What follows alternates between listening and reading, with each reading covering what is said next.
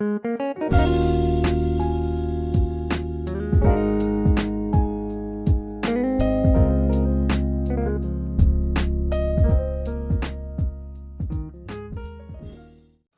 को मेरा प्यार भरा प्रणाम। मैं आप सबका आज की क्लास में स्वागत करती हूँ।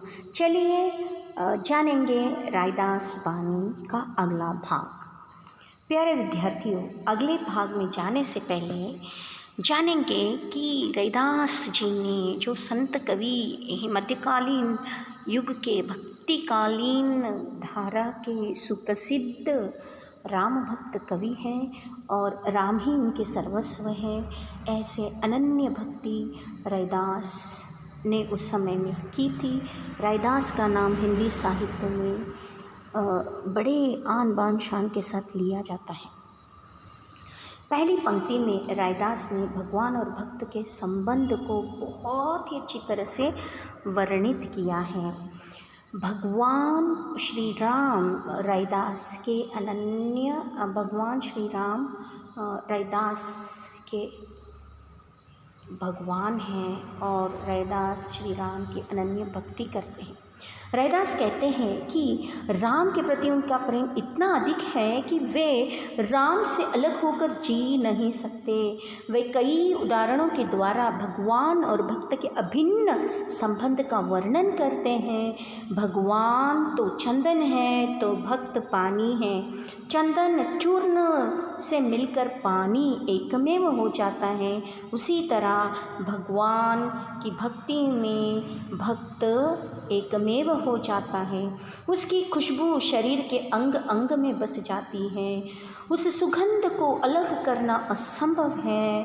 रैदास ने भगवान को दीपक और भक्त को बत्ती बताया है कि उस दीप की कांति दिन रात यानी जिंदगी भर भक्त को सच्चा रास्ता दिखाती रहती है।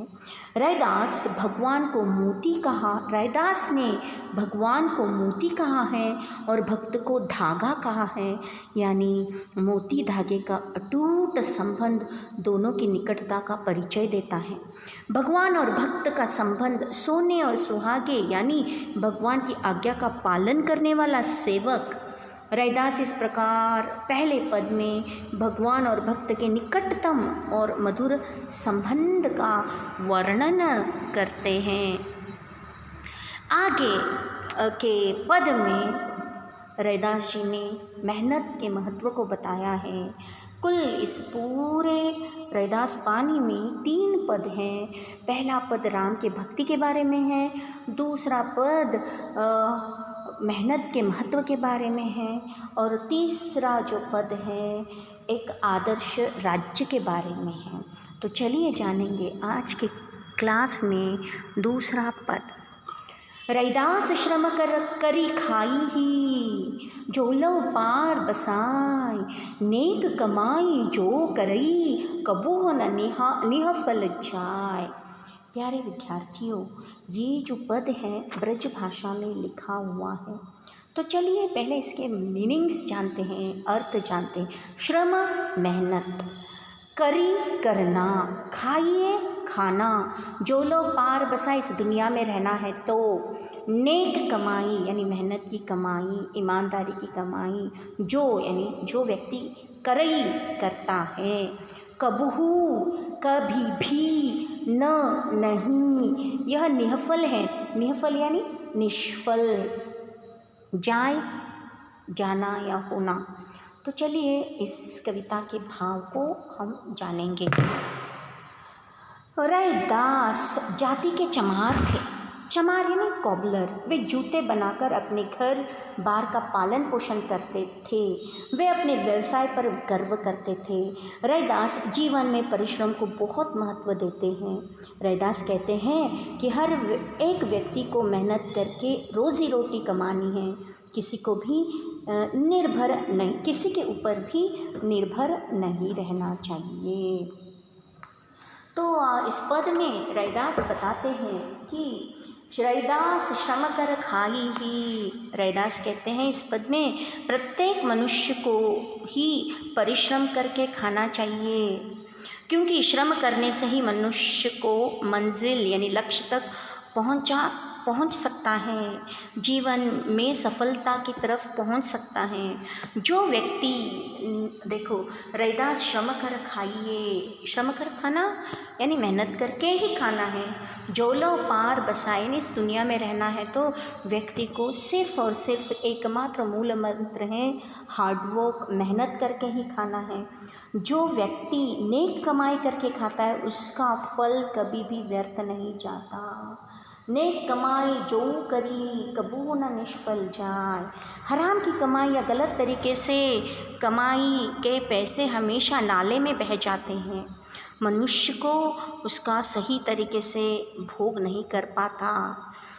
इसीलिए नेक कमाई करने से ही मनुष्य का चरित्र ऊपर उठता है, समाज की नज़रों में इज्जत पाता है, इज्जत का वह हकदार बनता है। इसीलिए मनुष्य को नेक कमाई करके खाना चाहिए। नेक कमाई, ईमानदारी की कमाई, मेहनत की रोटी, ना कि चोरी करके, किसी को धोखा देके, फ़रेब करके, या हम कह सकते हैं कि गलत धंधे करके कमाई हुई जो पैसे हैं कहीं ना कहीं किसी तरीके से वह नाले में चले जाते हैं। लेकिन जो नेक कमाई यानी ईमानदारी से जो कमाई की गई होती है वह कभी भी व्यर्थ नहीं होती, वेस्ट नहीं होती। इसीलिए यहाँ पर रैदास इस पद में यह बताते हैं कि हमें हमेशा मनुष्य को हमेशा सच्चा कर्मयोगी बनना चाहिए, मेहनत की कमाई से ही खाना चाहिए, क्योंकि नेक की कमाई कभी भी निष्फल नहीं होती। उन्होंने जनता को सन्मार्ग दिखाया है। और इस दूसरे पद में कवि श्रम की महत्ता को बताते हैं। चलिए जानेंगे तीसरा पद। ऐसा चाहो राज में जहाँ मिले सबन को अन्न, छोटा बड़ो सब समझ बसई रैदास रहई प्रसन्न।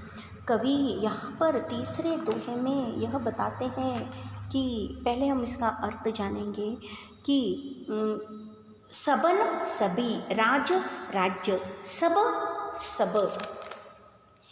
कवि रैदास ऐसे राज्य की कल्पना करते हैं जहाँ सबको समान रूप से भोजन मिले, समान रूप में जीने का अधिकार मिले।